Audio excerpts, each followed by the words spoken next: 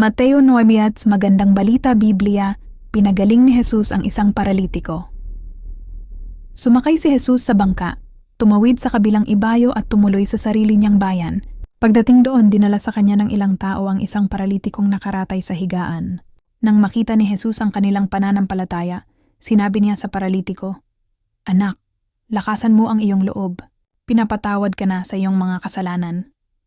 May ilang tagapagturo ng kautusan na naroon at sinabi nila sa kanilang sarili, nilalapastangan niya ang Diyos.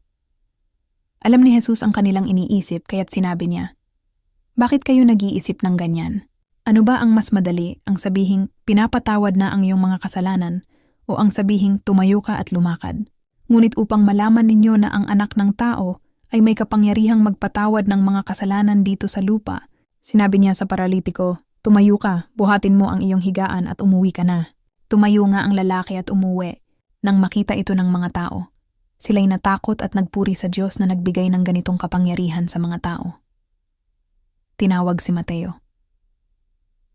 Pag-alis ni Jesus doon, nakita niya si Mateo na nakaupo sa tanggapan ng buwis. Sinabi ni Jesus sa kanya, "Sumunod ka sa akin." Tumayo nga si Mateo at sumunod sa kanya. Nang si Jesus at ang kanyang mga alagad ay nasa bahay, dumating ang maraming maniningil ng buwis at mga makasalanan. Sila'y magkakasalong kumain. Nang makita ito ng mga Pariseo, tinanong nila ang kanyang mga alagad, "Bakit nakikisalo ang inyong guro sa mga maniningil ng buwis at sa mga makasalanan?"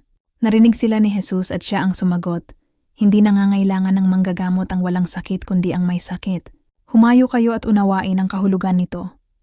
Habag ang nais ko at hindi handog. Sapagkat naparito ako upang tawagin ang mga makasalanan, hindi ang mga matuwid." Tinanong si Jesus tungkol sa pag-aayuno. Lumapit kay Jesus ang mga alagad ni Juan na tagapagbautismo at siya'y tinanong, "Kami po ay madalas mag-ayuno, gayon din ang mga Pariseo, ngunit bakit hindi po nag-aayuno ang inyong mga alagad?" Sumagot siya, "Dapat bang malungkot ang mga panauhin sa kasalan habang kasama pa nila ang lalaking ikinasal? Kapag wala na ito, saka pa lamang sila mag-aayuno." Walang nagtatagpi ng bagong tela sa isang lumang kasuotan, sapagkat kapag umurong ang bagong tela, mababatak nito ang tinagpian at lalong lalaki ang punit. Wala ring nagsasalin ng bagong alak sa lumang sisidlang balat. Kapag ganoon ang ginawa, puputok ang balat, matatapon ang alak at mawawasak ang sisidlan. Sa halip isinasalin ang bagong alak sa bagong sisidlang balat at sa gayon, kapwa ito nagtatagal. Pagbuhay na muli sa anak ng pinuno at pagpapagaling sa isang babae. Habang sinasabi ni Jesus ang mga bagay na ito, may dumating namang isang pinuno ng mga Hudyo. Lumuhod ito sa harap niya at nakiusap, "Kamamatay po lamang ng aking anak na babae. Sumama po kayo sa akin at ipatong ninyo ang inyong kamay sa kanya at siya'y mabubuhay."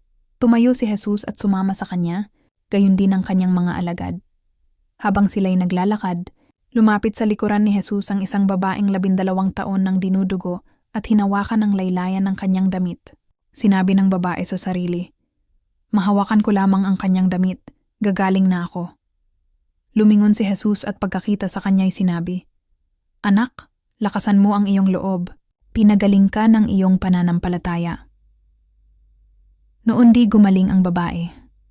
Pagdating ni Jesus sa bahay ng pinuno, nakita niya ang mga manunugtog ng plauta at ang mga taong nagkakaingay. Sinabi niya, "Lumabas muna kayo. Hindi patay ang bata.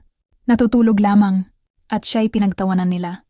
Nang mapalabas na ang mga tao, pumasok si Jesus sa kwarto. Hinawakan niya sa kamay ang bata at ito'y bumangon.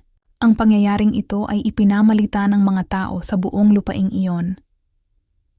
Ang pagpapagaling sa 2 bulag. Pag-alis ni Jesus doon, sinundan siya ng 2 lalaking bulag. Sumisigaw sila habang nasa daan, "Anak ni David, mahabag po kayo sa amin." Pagpasok ni Jesus sa bahay, lumapit sa kanya ang mga bulag. Tinanong sila ni Jesus, "Naniniwala ba kayo na mapapagaling ko kayo?" "Opo, Panginoon." Sagot nila, hinipo niya ang kanilang mga mata at sinabi, "Mangyari ang ayon sa inyong pananampalataya." At nakakita nga sila. Mahigpit na ipinagbilin sa kanila ni Jesus na huwag sasabihin iyon kaninuman. Ngunit nang sila'y makaalis, ipinamalita nila sa buong lupaing iyon ang ginawa sa kanila ni Jesus. Pinagaling ang piping sinasaniba ng demonyo. Nang paalis na sila, dinala kay Jesus ang isang piping sinasapyan ng demonyo. Pinalayas ni Jesus ang demonyo at nakapagsalita agad ang pipi. Namangha ang mga tao at nasabi nila, kailanman ay wala pang nakitang katulad nito sa Israel. Subalit sinabi naman ng mga Pariseo na kapag papalayas siya ng mga demonyo sa pamamagitan ng kapangyarihan ng pinuno ng mga demonyo. Nahabag si Jesus sa mga tao. Nilibot ni Jesus ang lahat ng mga bayan at nayon doon.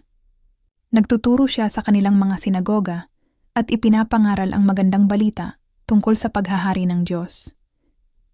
Pinagaling din niya ang lahat ng uri ng sakit at karamdaman. Nang makita niya ang napakaraming tao, nahabag siya sa kanila sapagkat sila'y litong-lito at hindi alam ang gagawin. Parang mga tupang walang pastol, kaya't sinabi niya sa kanyang mga alagad, napakaraming aanihin, ngunit kakaunti ang mag-aani. Idalangin ninyo sa may-ari ng aanihin na magpadala ng mga mag-aani.